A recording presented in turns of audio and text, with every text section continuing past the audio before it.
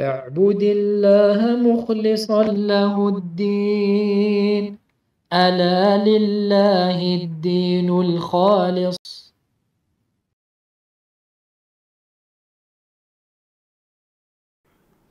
إن الحمد لله نحمده ونستعينه ونستغفره ونعوذ بالله من شرور أنفسنا ومن سيئات أعمالنا. من يهده الله فلا مضل له ومن يضلل فلا هادي له، وأشهد أن لا إله إلا الله وحده لا شريك له، وأشهد أن محمدا عبده ورسوله صلى الله عليه وعلى آله وأصحابه وسلم. يا أيها الذين آمنوا اتقوا الله حق تقاته ولا تموتن إلا وأنتم مسلمون. يا أيها الناس اتقوا ربكم الذي خلقكم من نفس واحدة وخلق منها زوجها وبث منهما رجالا كثيرا ونساء، واتقوا الله الذي تساءلون به والأرحام إن الله كان عليكم رقيبا. يا أيها الذين آمنوا اتقوا الله وقولوا قولا سديدا يصلح لكم أعمالكم ويغفر لكم ذنوبكم، ومن يطع الله ورسوله فقد فاز فوزا عظيما. أما بعد، فإن أصدق الحديث كتاب الله، وخير الهدي هدي محمد صلى الله عليه وسلم، وشر الأمور محدثاتها وكل محدثة بدعة وكل بدعة ضلالة وكل ضلالة في النار. فإخوتي في الله، اليوم نبدأ سلسلة جديدة من دروسنا، وهي في شرح ودراسة كتاب تذكير الأنام بفوائد عمدة الأحكام لشيخنا الفاضل الشيخ صالح بن محمد اللحيدان رحمة الله عليه رحمة واسعة. وهذا هو شرح من شروحات كتاب المشهور في جمع أحاديث الفقه، وهو عمدة الأحكام. عمدة الأحكام لمؤلفه الشيخ الإمام عبد الغني المقدسي رحمه الله تعالى. وقبل أن ندخل في شرح أحاديث هذا الكتاب، لا بد أن نقرأ شيئا من ترجمة هذا المؤلف، ألا وهو عبد الغني المقدسي رحمة الله عليه. لأنه كما قال ابن سيرين رحمه الله تعالى: إن هذا العلم دين، إن هذا العلم دين، فانظروا عمن تأخذون دينكم. Donc avant que l'on débute l'explication et l'étude de ce livre qui est Umdatul Ahkam, donc un recueil de plus de 400 hadiths, tous muttafaqun alayh, tous rapportés par les deux imams qui sont Al-Bukhari et Muslim, rahimahumullah. Il est bon de lire la biographie de l'auteur de ce livre original, qui est le grand cheikh, l'imam très célèbre, Abdul Ghani al-Maqdisi, rahimahullah ta'ala. Car comme vous le savez, comme l'a dit Ibn Sirin, il est important que l'on sache de qui on prend notre science, que l'on sache de qui on prend notre religion, notre croyance, nos rites, nos adorations, notre pratique religieuse. Donc il faut qu'on connaisse certaines choses de la vie de l'auteur du livre que l'on va étudier. Bi'idhnillahi azza wa jalla, on demande à Allah qu'il nous facilite et qu'il nous enseigne ce qui nous est bénéfique. Et comme il a dit Ibn Sirin, donc, cette science est une religion. Cette science-là est une religion. Donc, regardez bien de qui vous prenez votre religion. فاسم المؤلف ونسبه هو الإمام الحافظ تقي الدين أبو محمد عبد الغني ابن عبد الواحد ابن علي ابن سرور المقدسي الجماعيلي al-Dimashqi al-Hanbali. Donc le nom de l'auteur de ce livre, c'est l'imam, le mémorisateur Taqiyuddin Abu Muhammad Abdul Ghani ibn Abdul Wahid ibn Ali ibn Surur al-Maqdisi al-Jama'ili ou al-Jama'ili, ونسبة إلى مدينة جماعيل، والجماعيل هي قرية في جبل نابلس، في جبل نابلس من أرض فلسطين، من أرض فلسطين، ولهذا نسب إلى المقدس. نعم. Et pourquoi on dit que c'est un Maqdisi al-Jama'ili? Bien par rapport à la ville ou au village al-Jama'il qui se trouve sur la montagne de Nablus. Comment on dit en français? Naplouse. Naplouse en Palestine, en Cisjordanie plus précisément. D'accord? Donc il est né là-bas.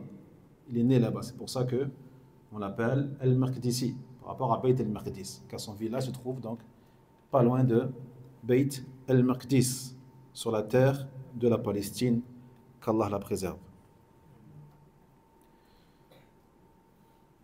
مولده ونشأته ولد في منطقة جماعيل من أرض نابلس عام 41 و500 هجرية. 41 و500 هجرية. إذن نقول إنه من القرن السادس، من القرن السادس نسبة إلى تأخير وفاته رحمه الله. ثم انتقل مع أسرته من بيت المقدس إلى دمشق. كانت عائلته عائلة علم وصلاح، ومما زاد في تقوية نشأته الدينية والعلمية وجود ند له يماثله في السن والطلب، وهو ابن خالته، وكان مشهورا كذلك. اسمه موفق الدين ابن قدامة. موفق الدين ابن قدامة صاحب المغني، صاحب كتاب المغني المعروف جدا، حيث صاحبه في رحلته العلمية. نعم. Donc il est né, le Cheikh Abdul Ghani, rahimahullah ta'ala, on a dit dans la région de Jama'il qui est sur la terre de Naplouse en Palestine. Il est né en l'année 541. 541 de l'Hégire. De l'Hégire. Taïeb. Ça veut dire que cela fait déjà à peu près 800 ans. 800 ans qu'il est décédé, rahimahullah ta'ala. Sa famille était une famille connue pour sa science, pour sa piété. Et ce qui lui a permis également de fortifier son évolution scientifique et religieuse, le fait qu'il avait auprès de lui un équivalent qui lui ressemblait en termes d'âge et de recherche du savoir. Et c'était le fils de sa tante, c'est-à-dire son cousin, c'est-à-dire son cousin, qui est également très connu et qui s'appelait Muwaffaq ad-Din ibn Qudama al-Maqdisi. Al-Maqdisi. Donc on ne pas confondre les deux. Ce sont deux cousins. On a Abdul Ghani al-Maqdisi et on a Muwaffaq ad-Din ibn Qudama al-Maqdisi, qui est l'auteur d'un livre qui est très connu également dans le fiqh, qui est Al-Mughni. Et donc les deux sont restés proches l'un de l'autre et ont même évolué ensemble dans la recherche de la science. Alhamdulillah. Donc ces deux cousins-là. Et ils sont nés la même année. Ils sont nés la même année. Sauf que Abdul Ghani, il est mort avant son cousin Muwaffaq ad-Din. De 20 ans avant son cousin. نعم. بداية العلمية. نشأ عبد الغني في بيت علم والتقى والصلاح، فاتجه إلى طلب العلم في سن مبكرة وتتلمذ في صغره على عميد أسرته العلامة الفاضل الشيخ محمد بن أحمد بن قدامة المقدسي أبو عمر والد صاحب المغني ثم تتلمذ على شيوخ دمشق وعلمائها فأخذ عنهم الفقه وغيره من العلوم ومنهم أبو المكارم ابن هلال وكانت له رحلات علمية جاب خلالها كثيرا من البقاع وسمع فيها بدمشق والإسكندرية وبيت المقدس ومصر وبغداد وحران والموصل وغيرها.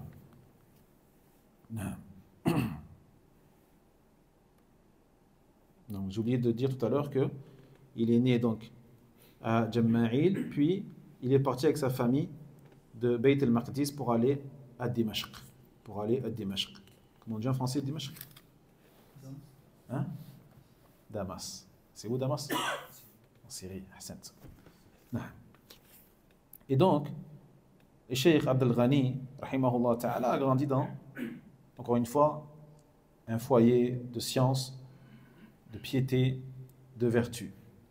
Et donc il commença à rechercher la science alors qu'il était encore tout jeune. Et il fut donc, déjà étant très très jeune, l'élève du doyen de sa famille, qui était le grand savant, Cheikh Mohammed ibn Ahmed ibn Qudam al-Maqdisi, Abu Omar, qui était le père de son cousin, Mufaquddin ibn Qudam al-Maqdisi. D'accord? Et bien sûr, il a été l'élève de beaucoup de chouyours de Damas et des savants de Damas, dont il a appris de la jurisprudence et autres que cela parmi les sciences, et parmi ces gens-là, Abu al-Makarim ibn Hilal. Et bien sûr, il a voyagé dans de nombreux endroits pour chercher la science, tels que Damas, l'Iskindariya, en français, l'Iskindariya, Alexandrie, Beit el-Maqdis, donc le Quds, Beit el-Maqdis, Misr, l'Égypte, Bagdad, Harran. أين حران؟ أين وقع حران اليوم؟ في تركيا، en Turquie. Aujourd'hui, Harran, c'est en Turquie. Moussil, معروف Moussil. Irak. Moussoul, ils disent Moussoul en français. Et autre que cela. عصر المقدسي. عصره ولد المقدسي كما قلنا في عصر المقتفي لأمر الله. المقتفي لأمر الله، وكان خليفة في هذا الزمان. وهذا العصر هو عمق ضعف الدولة العباسية وبداية انحدارها. Donc, Cheikh al-Maqdisi, rahimahullah, il est né à l'époque du calife al-Muqtafi li Amrillah. C'est son nom, ça s'appelait comme ça. Al-Muqtafi li Amrillah, qui faisait partie des derniers califes des Abbasiya, des Abbassides. D'accord? Donc il est né à une époque où le règne des Abbasiya commençait à décliner et à se terminer. وقد وقعت في عصره عدة أحداث تاريخية منها موقعة الزلاقة في الأندلس، معركة الزلاقة في الأندلس، وقد واجه فيها المسلمون الفرنج وكان النصر للمسلمين. Et pour situer un peu l'époque de sa naissance, le Cheikh Abdel Ghani, rahimahullah ta'ala, est né dans une période où laquelle il y a eu la grande bataille qu'on appelle Az-Zallaqa en Espagne, en Andalousie à l'époque. Et cette bataille eut lieu à l'ouest de l'Espagne, à la frontière portugaise. Bataille qui a vu s'affronter les musulmans avec Al-Faranj. Mais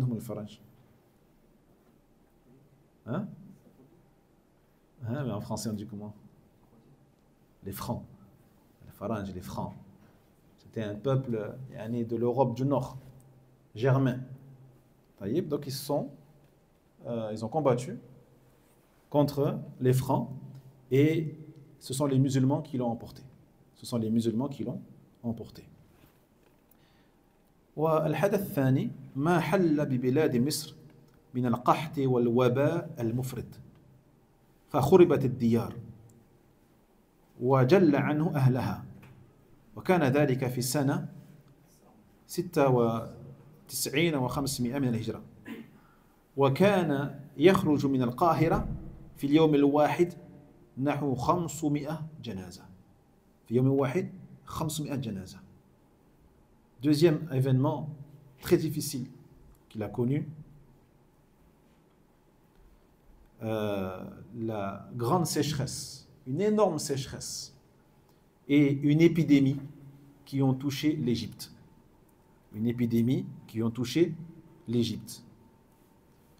Jusqu'à ce que les demeures ont été détruites et les gens ont dû partir de chez eux. Et cela s'est passé donc en l'an 596 de l'Hégire. Taïeb. Donc le cheikh, il avait quel âge? Il est né en 541. Donc il avait à peu près 50 ans, la cinquantaine déjà. La cinquantaine. Et il a connu donc une grande sécheresse et une épidémie.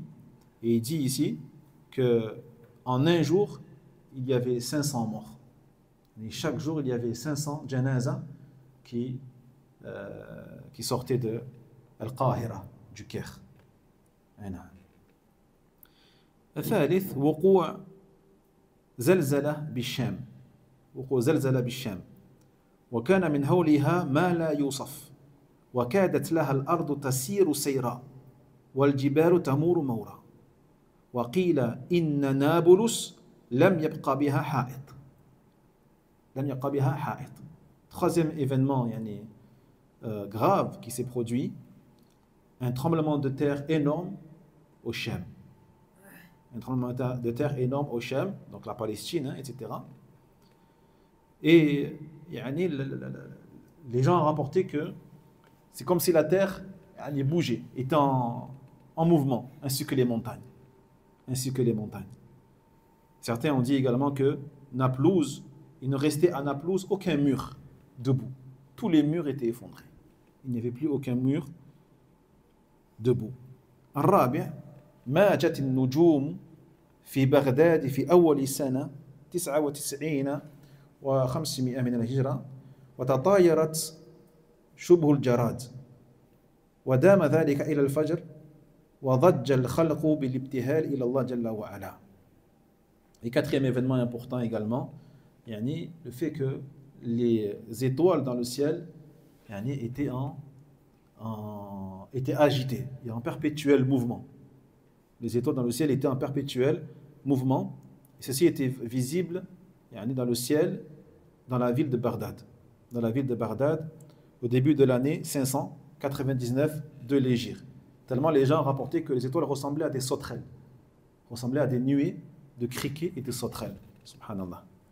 Et cela se produisit jusqu'à la prière d'Al-Fajr. Jusqu'à la prière de Al-Fajr, jusqu'à ce que les gens donc ont commencé à paniquer et à implorer et à supplier Allah tabarak wa ta'ala jusqu'au Fajr. ومع كل هذه الأحداث إلا أن الزمان لا يخلو من طائفة على الحق قائمين يدعون إلى دين الله ويعلمونه وينشرونه في أرجاء المعمورة فقيض الله في كل زمان جهابذة يتفانون في خدمة دينه ونشره وسواء كان هؤلاء من العلماء العاملين المخلصين أو الملوك أو التجار. ولذلك نلاحظ انتشار المدارس في كثير من الأقطار الإسلامية وكثرة الأوقاف عليها فكان العلماء رؤوس الخير وأعلام الهدى وحراسا للإسلام من التبديل والتحريف الذي يترع عليه من أيدي أعدائه. Et on voit, mes frères, que malgré tous ces événements très durs, donc on répète, des guerres, des épidémies, des sécheresses, des tremblements de terre, des étoiles qui n'arrêtent pas de bouger et de tomber, il y avait quand même toujours des savants, des gens de science, des gens de la sunna qui ont continué malgré tout à appeler à la religion d'Allah tabarak wa ta'ala. Ils n'ont pas cherché d'excuses. Ah, j'ai vécu la guerre. Ah, j'ai vécu la pauvreté. Ah, j'ai vécu la sécheresse, tremblement de terre, des choses bizarres dans le ciel. Là, ils ont continué et nous sont parvenus jusqu'à nos jours leurs ouvrages et leur travail. Hein? Ça permet de relativiser ce que beaucoup, ce avec quoi les gens se justifient aujourd'hui pour ne pas apprendre. Ils te disent, je dois travailler, je suis fatigué, j'ai la formation, j'ai le stage, j'ai des enfants, j'ai la femme. J'ai pas le temps. Hein? Allah al-Musta'an. Donc ils ont continué malgré tout à appeler Allah tabarak wa ta'ala, à enseigner la religion d'Allah subhanahu wa ta'ala, à propager la religion aux quatre coins du globe. Car Allah tabarak wa ta'ala, que tu le veuilles ou pas, à chaque époque, eh bien, il va mettre des gens pour ça. Il va mettre des gens pour ça. Si toi tu ne le fais pas, il y en aura d'autres, t'inquiète pas. Les absents ont toujours tort. Mais Allah, lui, il mettra toujours des gens pour cela. Des experts qui vont sacrifier leur vie et leur temps et leur énergie dans le travail pour la religion, dans le partage de la religion. Que ce soit les grands savants qui appliquent leur science sincère pour Allah, mais également les dirigeants, le moulouk. Donc le travail pour Allah, tabarak wa ta'ala, ce n'est pas seulement à travers l'enseignement, le tadris ou le ta'lim, non. Ça peut être aussi à travers la gouvernance d'un pays, d'une région, de sorte à ce que la religion d'Allah tabarak wa ta'ala soit connue et enseignée aux gens, aux croyants, et que les non-musulmans savent ce qu'est vraiment l'islam, le vrai islam. Al-Moulouk, donc les dirigeants, les rois, les présidents ou autres, les gouverneurs, Awit Tudjar, les commerçants. Donc chacun peut faire da'wa à son niveau. Chacun peut appeler à la sunna à son niveau. D'accord? Donc le commerçant, lui, il va aider avec son argent, avec ses connaissances ou avec sa notoriété, il va aider, alhamdulillah.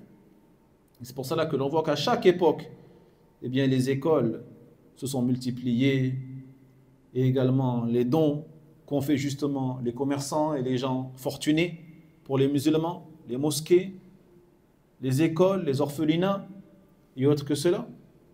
Et bien sûr, les ulama, les savants sont à la tête de ces gens-là, à la tête du bien, et ce sont nos marqueurs dans la guidance. Et ceux qui préservent l'islam de tout changement, et qui préservent l'islam de toute modification, de toute innovation dans la religion qui pourrait être injectée par les ennemis de la religion d'Allah tabarak wa ta'ala. وصف بالحفظ والتصنيف وقد صنف تصانيف حسنة في الحديث وكان غزير الحفظ من أهل الإتقان والتجويد قائما بجميع فنون الحديث عارفا بقوانينه وأصوله وعلله وصحيحه وسقيمه وناسخه ومنسوخه وغريبه ومشكله وفقه ومعانيه وضبط أسماء رواته ومعرفة أحوالهم وكان كثير العبادة ورعا متمسكا بسنة على قانون السلف محاربا للبدع منكرا على أهلها.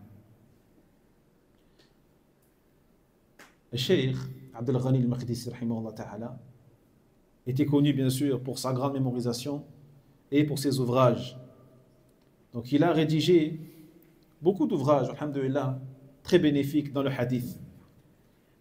Donc c'était quelqu'un qui avait une mémorisation étonnante et qui faisait partie des gens qui maîtrisaient leur sujet à la perfection. Et qui faisait partie également des gens qui maîtrisaient le tajwid, l'ahkam, le tajwid, et qui réunissaient en lui toutes les sciences relatives au hadith, qui connaissait donc les règles du hadith, les fondements du hadith, les choses qui rendaient le hadith faible ou authentique, les hadiths abrogeants ou les hadiths abrogés, les hadiths étranges ou les hadiths qui posent problème, ainsi que la compréhension des hadiths, la signification des hadiths, ainsi que le nom des rapporteurs des hadiths, ainsi que la connaissance de ces rapporteurs de hadith, qui ils sont, leur biographie, sont-ils fiables, sont-ils faibles, sont-ils forts, sont-ils bons? Donc il maîtrisait tout cela.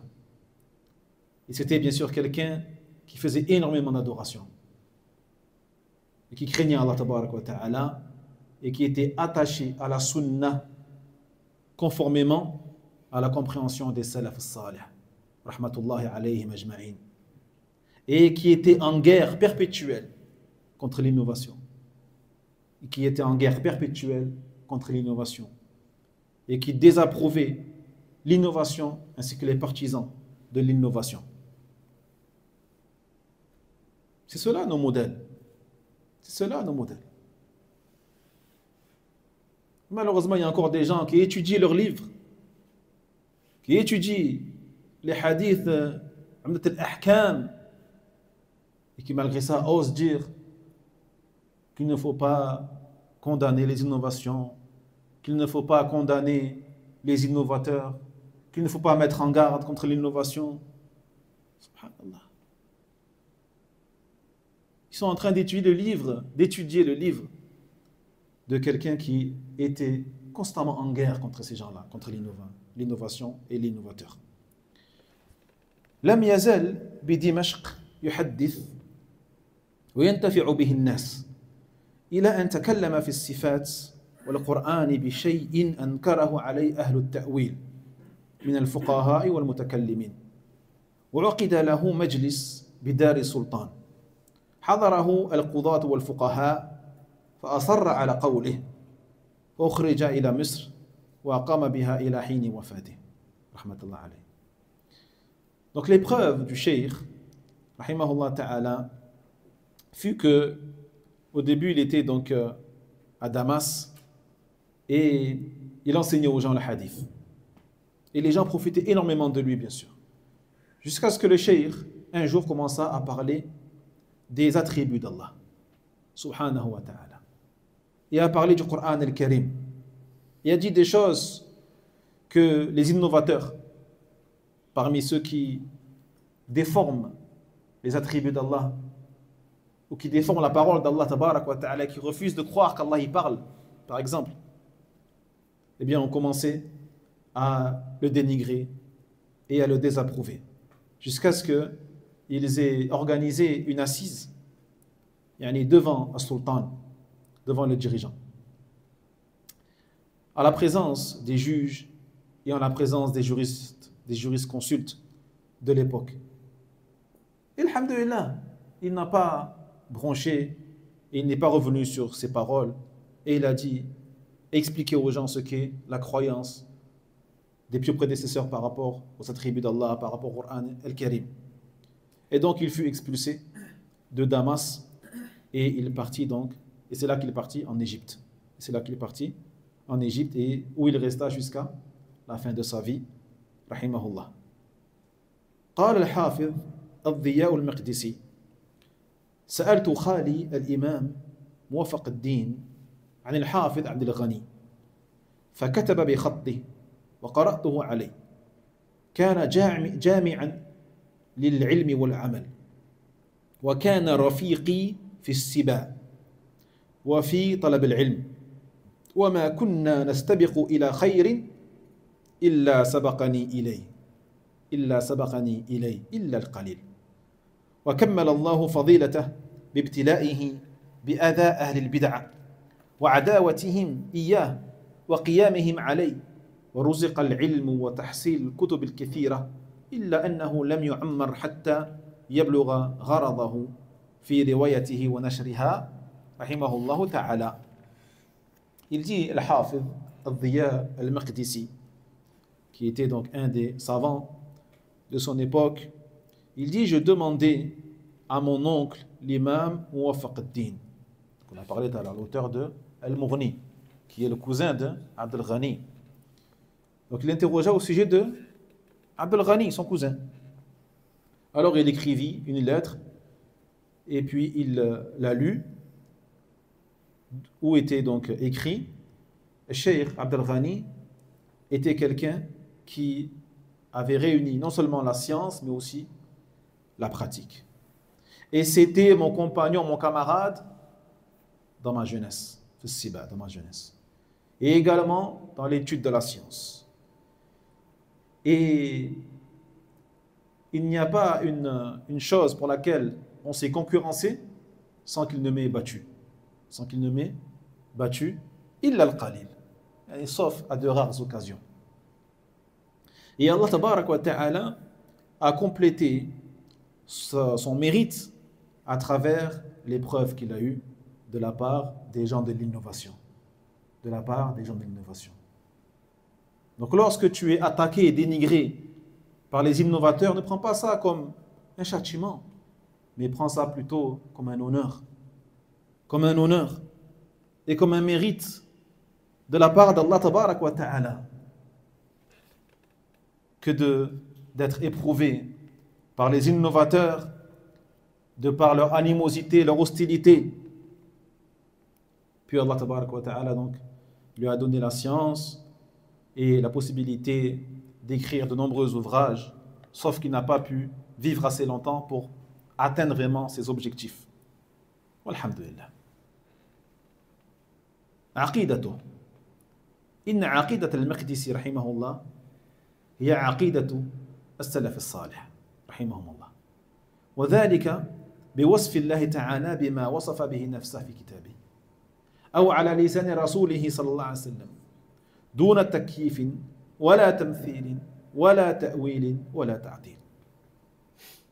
La croyance de l'imam al-Maqdisi rahimahullah ta'ala et la croyance des pieux prédécesseurs rahimahumullah, et notamment consistant à décrire Allah tabarak wa ta'ala par ce avec quoi il s'est lui-même décrit ou par ce avec quoi son messager sallallahu alayhi wa sallam l'a décrit,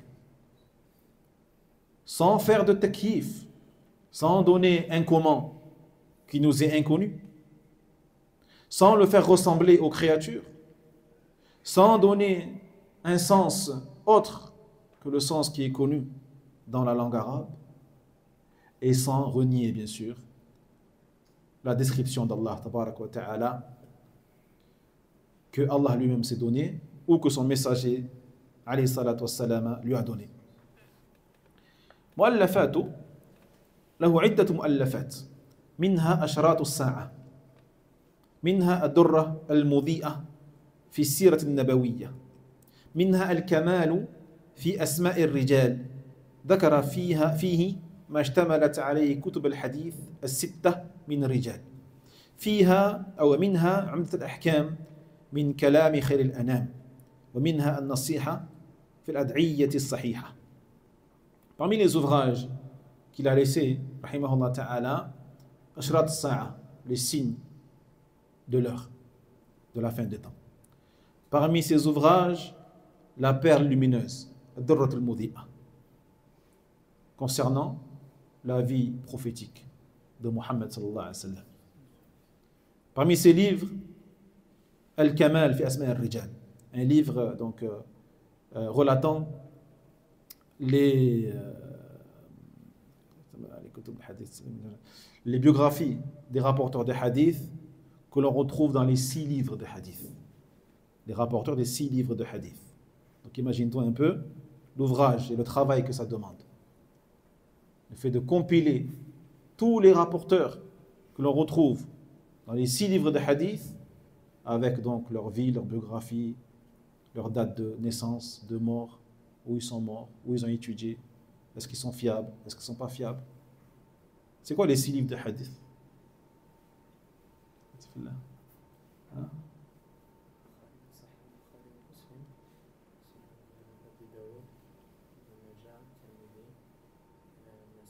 نسائي أحسن. نعم. quand on dit Al-Kutub al-Sitta fil Hadith, Al-Bukhari, Muslim, Abu Daoud, Al-Tirmidhi, Ibn Majah, Al-Nasa'i. Ici on dit les 8. C'est quoi les 2 qui manquent? Al-Musnad. Al-Muwatta, de qui? De Malik, Al-Musnad, d'Ahmed. Parmi ces livres, donc le livre qu'on a entre les mains, Umdat al-Ahkam min kalami khayr al-anam. D'accord? Donc le pilier, la colonne des règles de la parole du meilleur des humains, donc le prophète sallallahu alayhi wa sallam. Et parmi ces livres-là, le conseil concernant les invocations authentiques. وفاته توفي عام 600 من الهجرة وله من العمر 59 سنة ودفن في مصر وقد خلف الكثير من الكتب والرسائل تقارب 100 كتاب ما بين كتاب كبير وأجزاء صغيرة. Et donc il est décédé, rahimahullah, en l'an 600 de l'Hégire. Et il avait donc 59 ans. Il est mort à 59 ans et il fut enterré en Égypte. Et il a laissé donc derrière lui, on a dit, énormément de livres et d'épîtres qui ont atteint à peu près la centaine. Et parmi eux, il y a des livres très gros et d'autres plus petits. Walhamdulillah, demande à Allah tabarak wa ta'ala qu'il lui pardonne et qu'il le mette avec les prophètes, avec les siddiqin, les salihin, les shuhada. نعم. طيب سنقرأ إن شاء الله تعالى مقدمة الشارح الشيخ صالح اللحيدان رحمه الله تعالى. On va lire إن شاء الله تعالى l'introduction du cheikh, du noble cheikh Saleh al-Lahaydan, qui est décédé il n'y a pas longtemps. Qui est décédé il y a combien de temps, les frères, à peu près? Là, Akthar. 2022. 2022 déjà. Ça passe très très vite. 2022. Ça fait 2 ans qu'il est mort. Moi aussi, je croyais qu'il y a 6 mois. Je croyais il y a 6 mois. Quand j'ai cherché, j'ai vu 2022. Rahimahullah ta'ala. Et on va lire la muqaddima parce que dans sa muqaddima, il y a énormément de fawaïd. Subhanallah. فقال الحمد لله نحمده ونستعينه ونستغفره ونعوذ بالله من شرور أنفسنا ومن سيئات أعمالنا من يهده الله فلا مضل له ومن يضلل فلا هادي له وأشهد أن لا إله إلا الله وحده لا شريك له وأشهد أن محمدا عبده ورسوله وخليله ورسوله أرسله رحمة للعالمين فبلغ الرسالة وأدى الأمانة ونصح للأمة وجاهد في الله حق جهاده وتركنا على محجة بيضاء ليلها كنهارها لا يزيغ عنها إلا هالك فمن أحسن الاقتداء به وصار على منهجه يبتغي بذلك وجه الله أفلح ونجح ومن صد وضل فقد قال صلى الله عليه وسلم ولا يهلك على الله إلا هالك. Donc après avoir introduit son introduction, justement, par la louange à Allah, la demande d'aide, la demande de pardon, etc., il dit que le prophète Mohammed sallallahu alayhi wa sallam a été envoyé en tant que bienveillance pour l'univers et qu'il a bien transmis le message d'Allah tabarak wa ta'ala et honoré le dépôt qu'Allah lui a laissé. Il a bien conseillé sa communauté et il a combattu en Allah tabarak wa ta'ala et il nous a laissé sur une voie claire. Mahajja bayda. Mahajjat bayda. C'est-à-dire une voie, la voie du juste milieu. La voie du juste milieu, le wasat. Le mahajja, c'est le wasat. Le bayda, yani wadiha. Le juste milieu clair. De jour comme de nuit. Ni sa nuit elle est claire, son jour il est clair. La yaziru anha illa halik. Ne peut s'égarer de cette voie que celui qui est voué à la perdition, comme l'a dit le prophète sallallahu alayhi wa sallam, qu'Allah nous en préserve. قال في الحديث تركتكم على البيضاء ليلها كنهارها لا يزيغ عنها بعدي إلا هالك. D'accord? Il a dit le prophète sallallahu alayhi wa sallam, comme cela a été rapporté par Abu Daoud, Tirmidhi, Ibn Majah, Ahmed, Al-Hakim, selon l'Irbad ibn Sariya, radiallahu anhu, qui a dit: je vous ai laissé sur la voie de juste milieu clair. La voie de juste milieu clair. Sa nuit comme son jour. Il ne s'égare de ce chemin après moi, illa halik, que celui qui est voué à la perdition. Allah musta'an. Puis il dit le Cheikh Al-Luhaydan, rahimahullah ta'ala, donc celui qui a excellé dans le suivi du prophète sallallahu alayhi wa sallam et dans le fait de cheminer sur son manhaj, sur sa méthodologie, recherchant par cela le visage d'Allah tabarak wa ta'ala, il réussira, wallahi. Il réussira et il sera sauvé. Quant à celui qui, au contraire, s'est sciemment égaré et a cherché à obstruer le chemin d'Allah tabarak wa ta'ala, eh bien, il dit, le prophète sallallahu alayhi wa sallam, la yahliku ala Allah illa halik. Il dit, ne s'obstine dans la désobéissance à Allah, ne s'obstine dans le délaissement des bonnes actions que celui qui voit la perte. Al-halik. وهذا الكتاب عمدة الأحكام كان مقررا على المعاهد العلمية من حين افتتح المعهد العلمي بالرياض فقد كان مقررا على المعهد بكامل سنواته. Donc ce livre-là, عمدة الأحكام, est un livre qui est étudié dès l'ouverture de l'Institut scientifique à Riyad.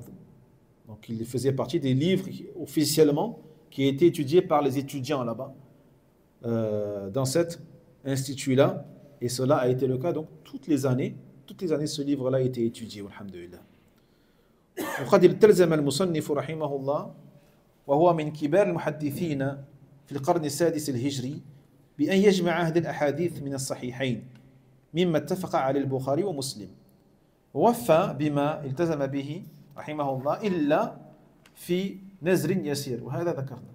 وابن آدم لا بد أن يعتريه شيء من النقص لكنه ليس بالنقص المخل فكان رحمه الله إماما في الحديث وله أثر بالغ رحمه الله وقد أحسن أيما إحسان في انتقاء هذه الأحاديث القليلة العدد العظيمة الفائدة فمن وفق لحفظها كان عنده أساس من أدلة الأحكام لا شك أنها لا تستوعب جميع الأحكام ولكنها في الغالب تأتي على شيء الأعم.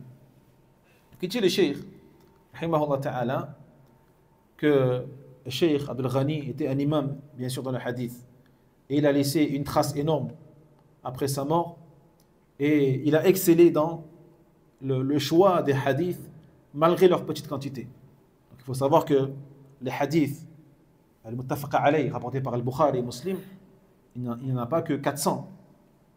Il y en a, je crois, il y en a 4 fois plus que 400.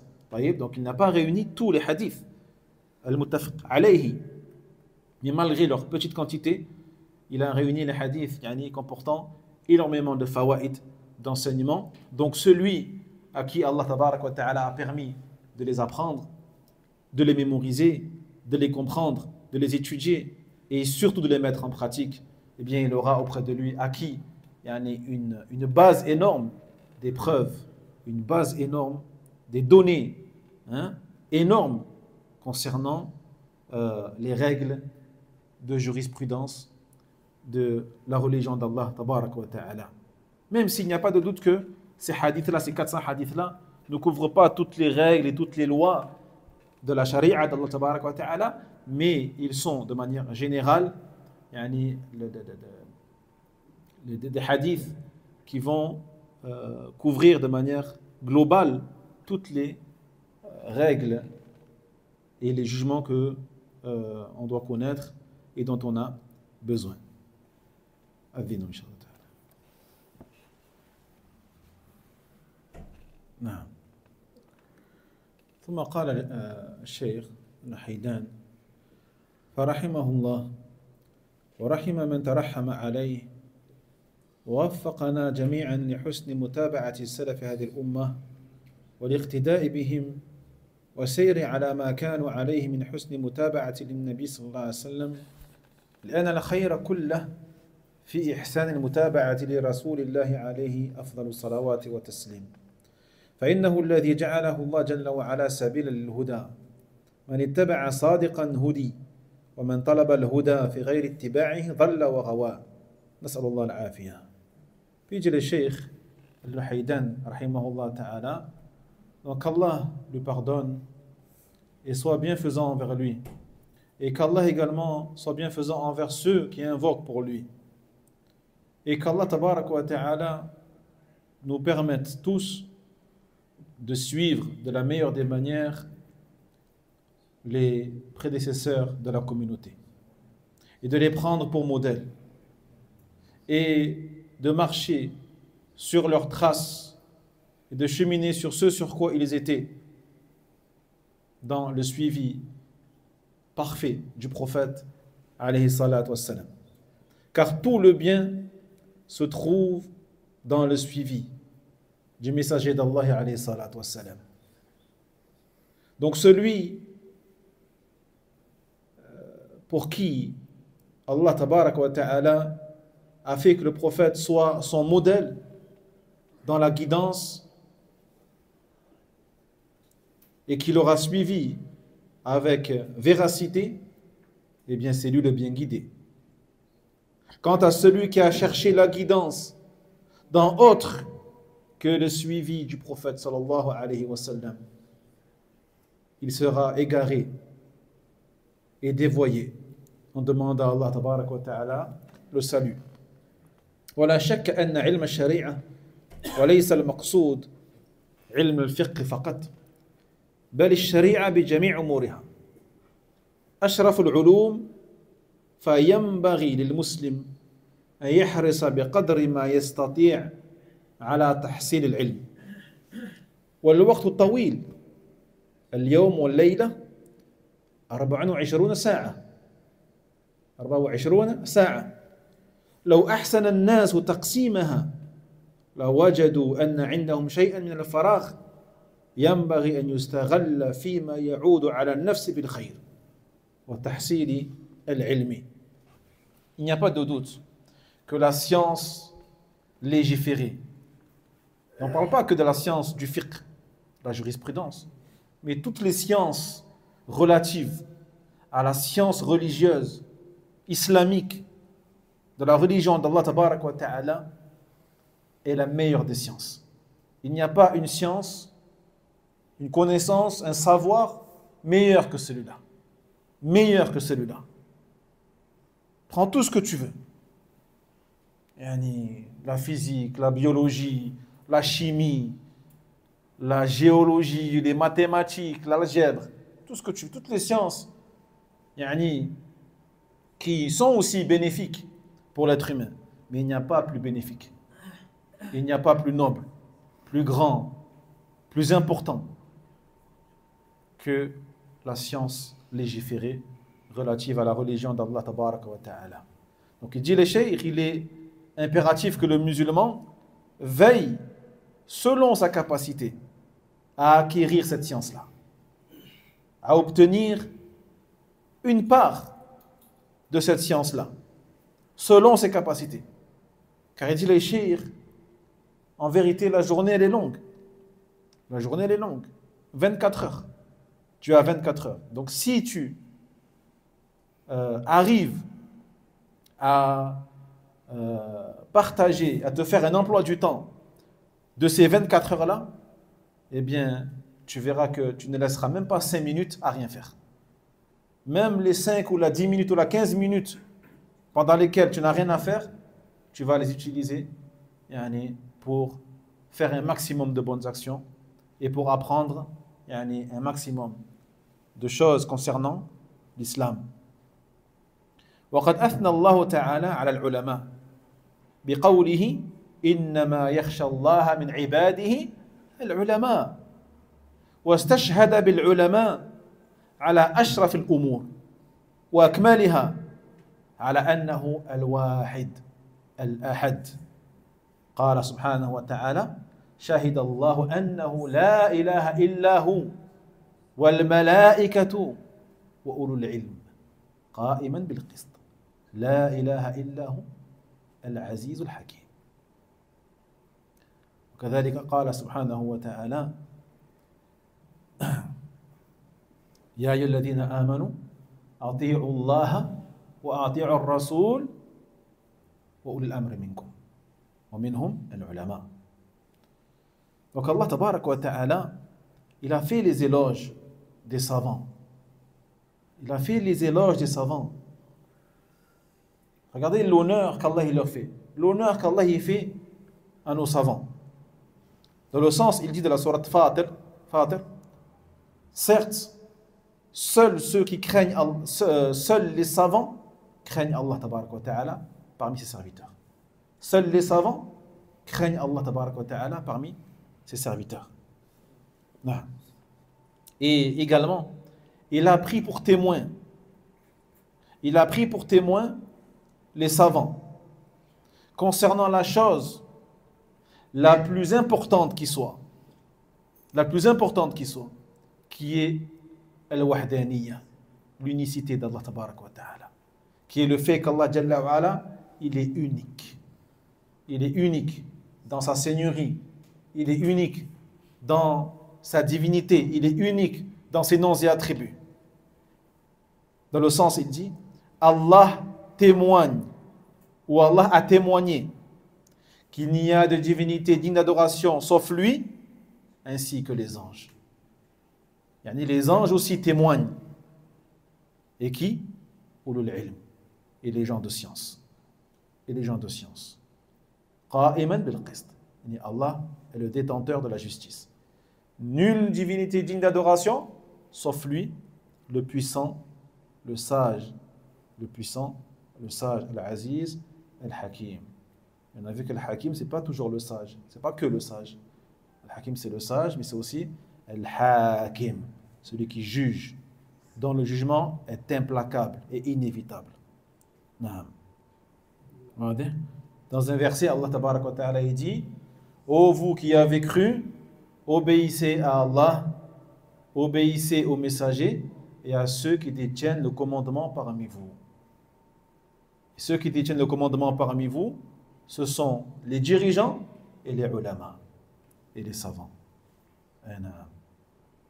Dans un hadith, il dit le prophète sallallahu alayhi wa sallam: Fadlu al-alimi ala al-abidi ka fadli ala adnakum.